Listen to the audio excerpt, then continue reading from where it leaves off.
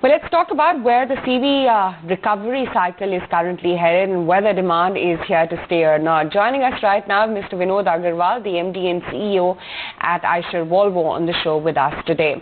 Mr. Aggarwal, good morning. Great to have you on the show. Just wanted to get your sense in on how genuine really is the CV recovery and whether or not the demand is here to stay. And is it anywhere close to pre-COVID levels just yet? Or would you say the recovery is still pretty much at a very nascent stage? Good morning, Aisha. As you rightly said, the recovery is there, and it looks to be absolutely genuine because there are reasons for it. Just to give you a little bit of perspective on the industry, if you look at 1920, year before the COVID, the industry was down 40% if you exclude the small commercial vehicles. So we were already, CV industry already was at a very, very low level. Before the COVID itself. Now, after the COVID has set in, the industry had dropped further. Like, for example, if you take first 11 months, YTD basis, excluding small commercial vehicles, the drop is 42%. So, therefore, this drop was quite significant. However, if you look at last 5 months, especially after October, after the festive season, we are having very good growth.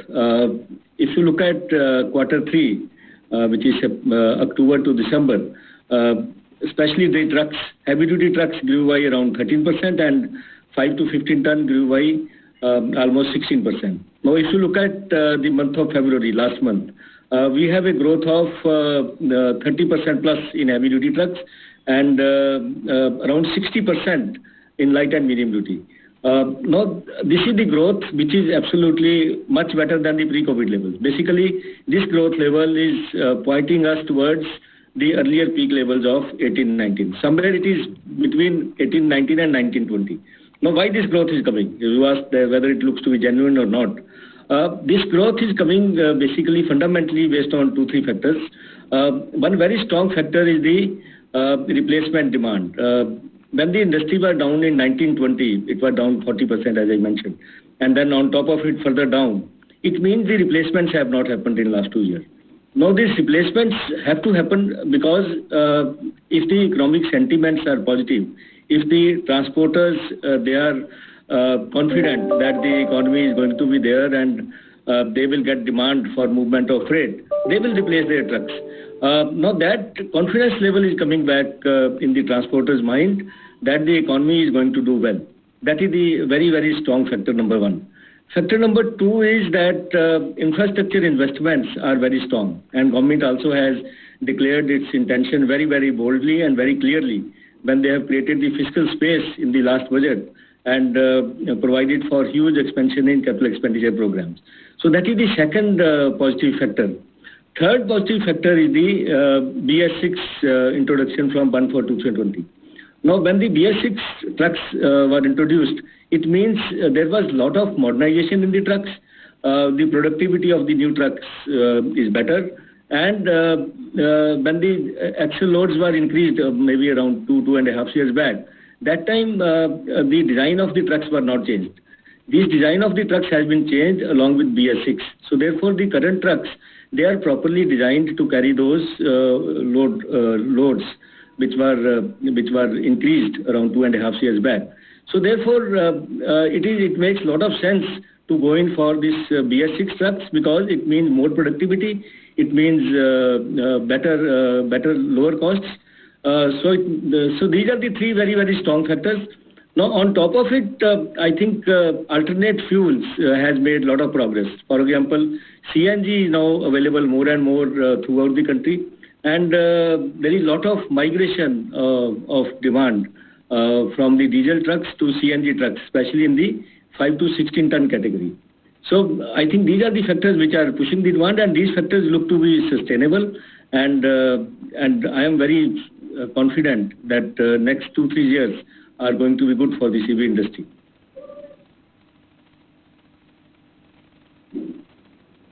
That's the positive. The other thing is that there is also that looming concern about, as we understand, issues at the suppliers and component shortages, etc. And the other big factor is also the spike in commodity prices.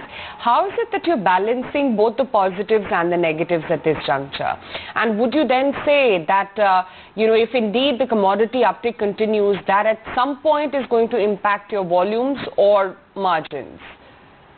I think these are the normal factors of demand and supply, and the basic fundamental economics come into play.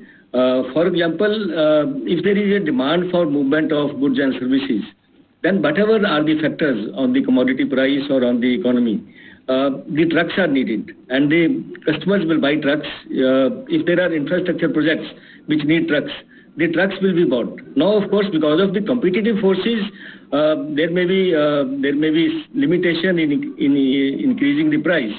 However, fundamentally, this inflation which is there in the commodity prices, this has to be passed on sooner or later. If suppose currently we are under stress, we have not been able to pass on, but I'm sure there will be price increases happening in the coming months to make this make our balance sheet or make the balance on the cost increases. So I'm sure, I think these are the factors which are always which have to be managed. And if you look at the supply chain constraints, these again currently, of course, there are severe constraints, especially in the electronic parts like ECUs or microprocessors or sensors. But these again, I would say these will get solved, because I don't think the business gets impacted on a long run basis because of the constraint in supplies. People will definitely find ways and means to manage the supply constraints. There will be constraints maybe for another 2 or 3 months, but I am sure these will get solved.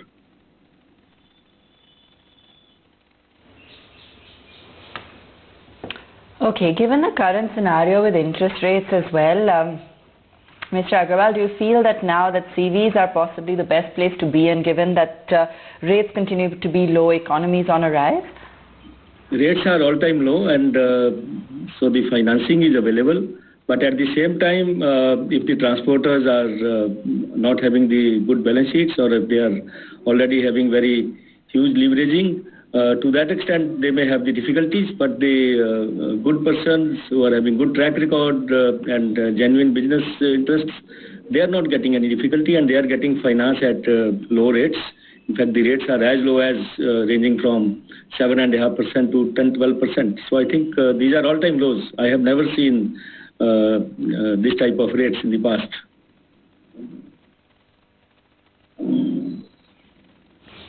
Sure.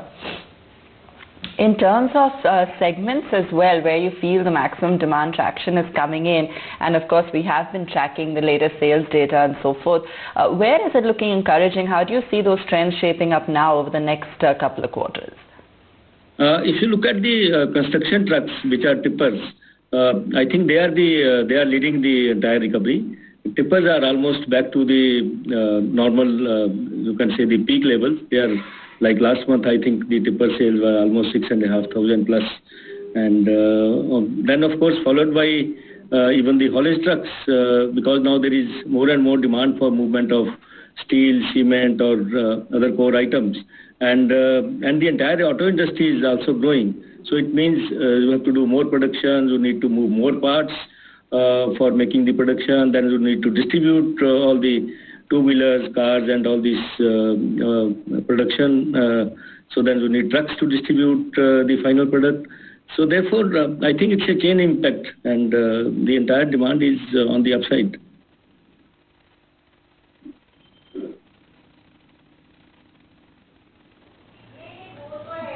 What is the point at which you would say that the increase in raw material will start hurting demand? You know, there would be elasticity beyond which the trucker would say, look, I cannot accept the price hike because I'm not being able to take care of my cost of servicing and my cost of business. How much are we reaching there? If you look at the past trends, even in the past also, the steel prices have gone up and come down. I'm sure this time again the prices have gone up significantly, like we had an increase of 4.5 rupees per kilogram in the month of October. Another increase has happened in January. I would say now is the time to the prices to come down, because always the steel happens like that. There is huge hike and then followed by the drop. So there will be, I'm expecting that the steel prices will cool down maybe in another 3 to 6 months. And I don't expect any further hike happening in the steel price. And in any case, as I mentioned earlier, these are the economic fundamentals. If there is a demand for movement of goods, then trucks are required. Then people will buy trucks. Then definitely the price increases will happen, because beyond a point, the manufacturers will not give trucks at low prices.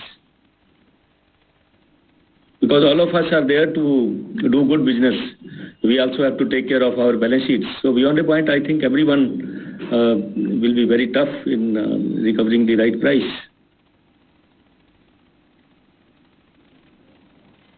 Okay. My next immediate question is that there were a lot of supply side constraints. When I speak to car companies, when I was speaking to Ashok Leyland, they're saying, look, we are seeing a demand, but that is also because we are not producing. Have the demand issues got settled out, and now do you think the kind of demand what we've seen for CVs between October to January, or let's say from November to February, will that start plateauing out? I would say not. I'm not saying just to that, because the demand should continue. Because as I mentioned earlier, there is still a lot of potential. I think replacements have to be very strong. Infrastructure investments are very strong. There is a lot of fundamental reason to move towards BS6 trucks. Then the scrappage policy has also been announced. More details are expected. Therefore, I don't see we will see plateauing of demand, because as it is, we are still at a very low level. If you look at the heavy-duty trucks, even in the month of February, the total sale has been around 16,000. Now, if you go to the earlier peak levels of February, we had seen the months of February, maybe February 18 or February 19. The sale in February used to be around 25,000 or 24,000, 25,000. Still, we are at 16,000 heavy-duty trucks, 18.5 ton and above. Similarly, if you look at 5 to 15 ton, last month the sale 5 to 15 ton was around 11,000 units. Now, these are the levels which were there earlier. We had seen even higher levels in the month of February 19. Therefore, I would say still there is a lot of potential to grow. This industry, if you look at the earlier peak levels, we are still far away from those peak levels of 18-19. 18-19, the peak level was 550,000, excluding small commercial vehicles. Now, we are still, this year, we are likely to end, excluding small commercial vehicles, maybe at around 230 or 235.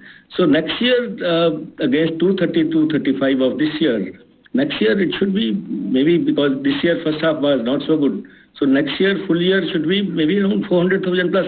Now, if that 400,000 plus also will be much lower than earlier, 550,000. So therefore, I would say still there is room for growth. We still have to touch the earlier peak levels. Economic fundamentals are becoming stronger and stronger. There are a lot of